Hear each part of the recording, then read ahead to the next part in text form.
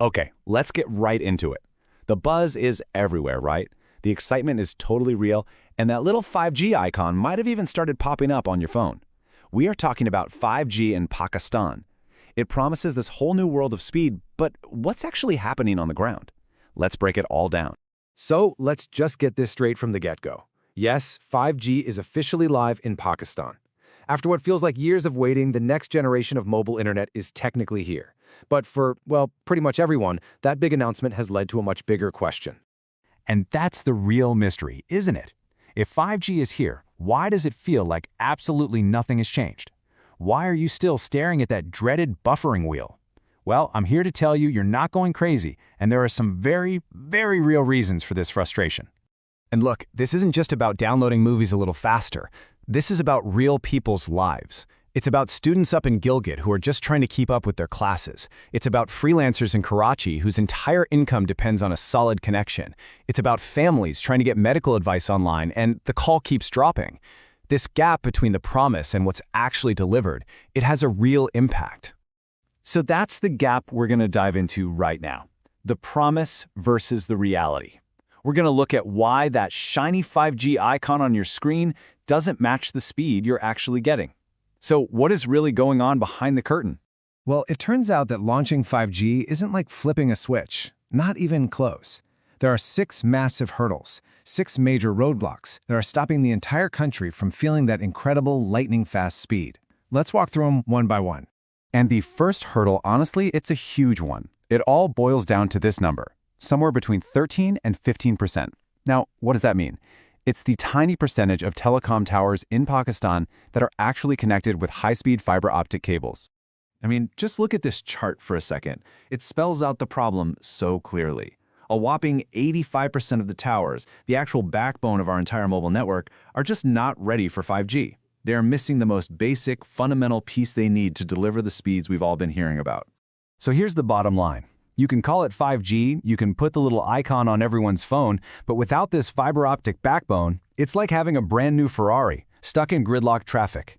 The potential is there, but the road itself can't handle it. And that traffic jam is exactly why those families trying telemedicine get those frustrating interruptions. Okay, let's move on to hurdle number 2. And believe me, this one is just as shocking. Less than 2%. You know what that is? That's the percentage of phones actually being used in Pakistan right now that can even connect to 5G. Just let that sink in for a minute. Even if we could wave a magic wand and upgrade every single tower with fiber overnight, it wouldn't matter. Over 98% of people couldn't use it anyway because their phone physically can't pick up the signal. It's a gigantic hardware problem. All right, next up we've got hurdles 3 and 4, and they're kind of tied together, policy and spectrum delays. Just think of spectrum as the invisible highway that 5G signals travel on.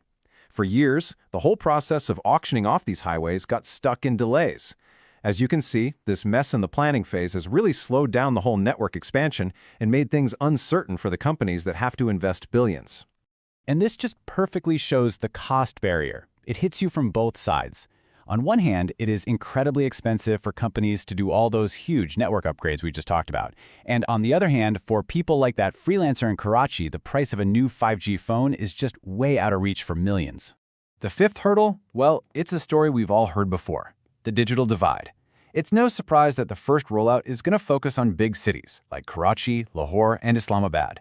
But this creates a huge risk of leaving millions of people in smaller towns and rural areas even further behind, keeping that student in Gilgit stuck on a buffering connection while everyone else speeds ahead. And finally, the sixth hurdle. This one isn't about hardware or politics, it's about people. You see, to have a real 5G ecosystem, you need trained engineers to build and maintain it all. And you need people who actually know how to use these new powerful technologies, like the Internet of Things and smart devices. Okay, so I know we just laid out a ton of problems. It might sound a little bleak, but here's the good news. All of these challenges can be solved. There is a real, actionable plan, a clear roadmap to get from the 5G we were promised to the 5G we can actually use. And this roadmap really breaks it down perfectly. There are 5 key steps. Number 1, you have to go all in on expanding that fiber backbone. Number 2, we've got to find a way to make 5G phones affordable for everybody.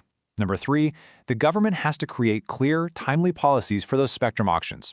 4, a huge nationwide push for digital skills is absolutely essential. And 5, the rollout has to include everyone, making sure rural areas are a priority right from the start.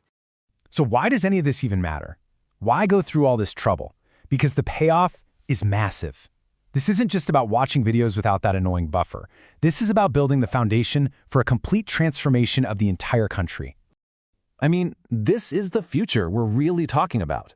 Just imagine, online classes that never, ever freeze, doctor's appointments over video that connect rural families with the best specialists, freelancers and businesses competing on a truly global scale. This is what unlocks smart cities, automated factories, and the whole new wave of amazing jobs in things like AI and the cloud. And that right there is the most important thing to remember. The speed is just the tool. The real goal, the prize, is building a digital ecosystem where everything, education, healthcare, business, can just explode with growth and improve the lives of millions of Pakistanis. That little icon on your phone, it's just the very, very beginning. So as we wrap this up, I want to leave you with this final thought. It's the classic chicken and egg problem, right? What is the point of having a super fast network if nobody has a phone that can actually use it? But then again, what's the point of buying a fancy 5G phone if the network can't deliver the speed? It really makes you think, where do you even start?